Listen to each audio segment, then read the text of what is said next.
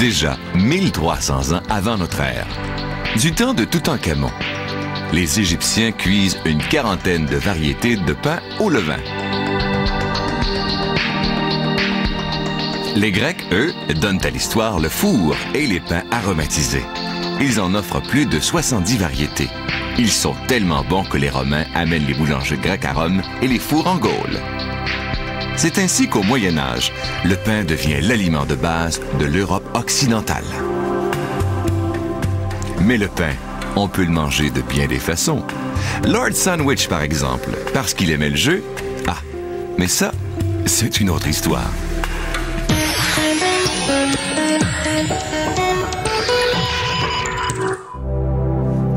Le pain multigrain est fabriqué de plusieurs ingrédients, dont du lin, du kamut, du sarrasin, du soya et du millet. Cette grille protectrice empêche les matières étrangères de tomber accidentellement dans le mélange de la recette. Une recette qui nécessite environ 600 kg de farine. Les ingrédients nécessaires, dont les grains broyés dans une meunerie artisanale, sont conservés dans ces 36 énormes récipients. On débute en mélangeant les ingrédients ensemble. Ces pétrins servent à la fermentation des levains, une étape qui demande 3 heures. Les levains fermentent, faisant gonfler la pâte de façon impressionnante.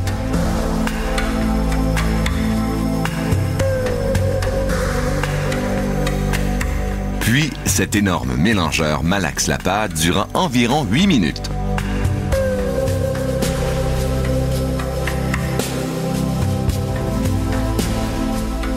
Quand le tout est parfaitement homogène, le contenu est versé dans un grand bac.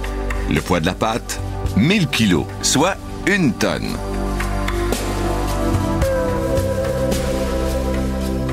On verse la pâte dans une chute située au-dessus du diviseur de pâte. Dans le bas de la machine, un petit trou permet à la pâte de s'échapper. 2 bras actionnés mécaniquement coupent les boudins de pâte en bouts de longueur égale. La machine forme 192 boules à la minute. La pâte tombe sur un convoyeur. Les morceaux de pâte sont roulés en boules afin qu'ils soient plus faciles à travailler. Les boules de pâte sont enfarinées pour les empêcher de coller durant leur transport et lors du moulage. Ici, les boules partent du diviseur et vont aux mouleuses. Durant ce transport, la pâte peut reposer, permettant au levain d'agir.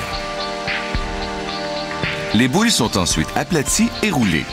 La machine est capable d'en manipuler 3 à la seconde, pour un total de 11 500 à l'heure. La pâte est roulée à la dimension exacte et tombe dans ses moules de cuisson.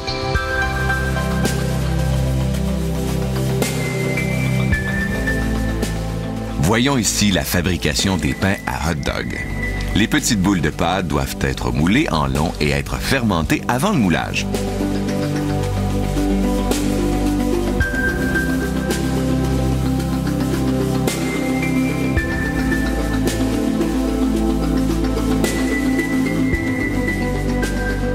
Les pains à hot dog sont moulés ici par cette machine.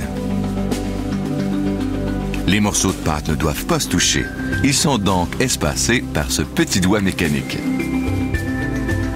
Mais retournons à la fabrication des pains multigrains.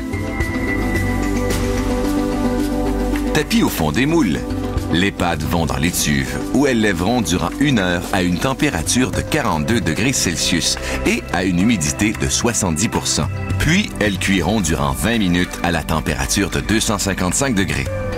Une fois cuites, les miches possèdent une belle apparence dorée. Un système de vacuum aspire les pains hors des moules.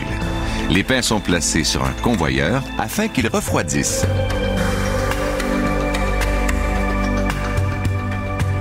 Un système de guidage permet d'acheminer les pains dans les différentes sections de l'usine.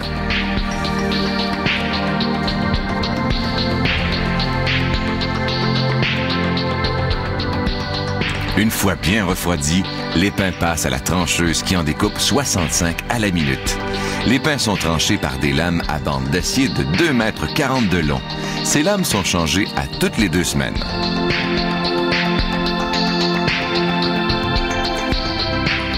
Les pains tranchés sont automatiquement ensachés au rythme effréné de 65 pains à la minute.